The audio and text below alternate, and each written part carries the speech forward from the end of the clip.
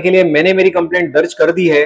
अब ये पुलिस प्रशासन का और महानगर पालिका प्रशासन का की नैतिक जिम्मेदारी बनती है कि वे सुरेश दयाराम परयानी, नानिक दयाराम परयानी और इनके साथ जितने भी इनके सहयोगी हैं, इन पर उचित कार्रवाई किस प्रकार करती है ताकि ऐसे पेड़ के हत्यारों को कानून के दायरे में लाकर उन्हें दंडात्मक सजा मिलनी चाहिए। महालक्ष्मी सेल्स, शिवाजी चौक, उल्लासनगर। उल्लासनगर में इलेक्ट्रॉनिक्स का वन स्टॉप स्टोर, जहां पर आपको मिलती हैं best deals, air conditioners, air coolers, single and double door refrigerators, LED televisions, semi and fully automatic washing machines, deep freezers and veggie coolers. सबसे बेस्ट डील, सबसे lowest दाम और loan and easy EMI available.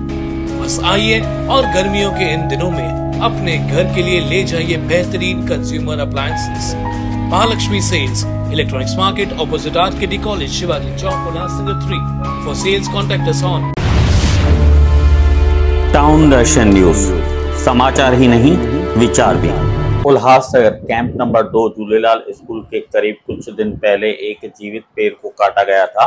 इस विषय को लेकर पर्यावरण प्रेमी चंदन त्रिलोकानी ने मनपा, पुलिस आदि विभागों में शिकायत की है।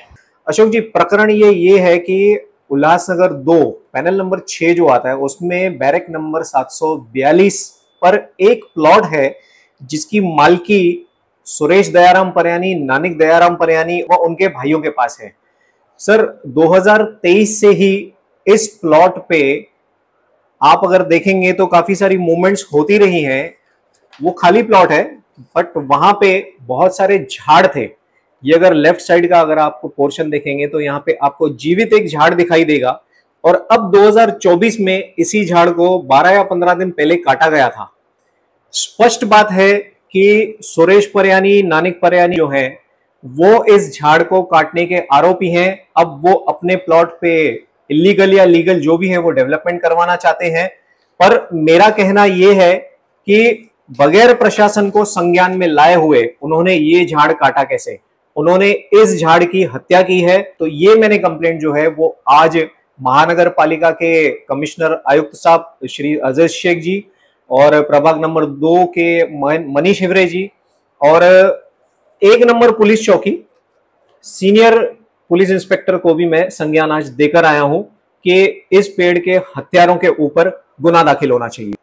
देखिए, अगला कदम तो तब तय होगा जब ये जितनी भी बड़ी बड़ी अथॉरिटीज हैं वो अगर इस कंप्लेंट को सरपास करती हैं और बाकी के जो 12-15 झाड़ है अंदर उन्हें भी काटने देती हैं और आंखें मूंद करके बैठ जाती हैं।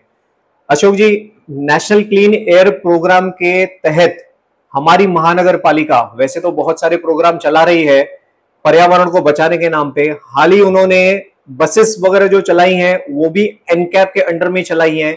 आप हर डिवाइडर पर देखेंगे तो डिवाइडर पे उन्होंने छोटे छोटे पौधे जो हैं वो भी लगा रखे हैं, वो भी कॉन्ट्रैक्चुअल बेसिस पे करके रखे हैं। तो ये सिर्फ एक ढकोसला है। अगर आप 20, 25, 30 साल पुराने पेड़ जो हमारे उल्लासनगर की नींव है और उल्लासनगर के रहवासियों को ऑक्सीजन की भरपूर मात्रा जो है वो प्रदान करते हैं, पर साइड बाय साइड उनको बचाने में आप आगे नहीं आ रहे हो पर उन्हें कटने दे रहे हो, तो ऐसे प्रशासन का क्या फायदा?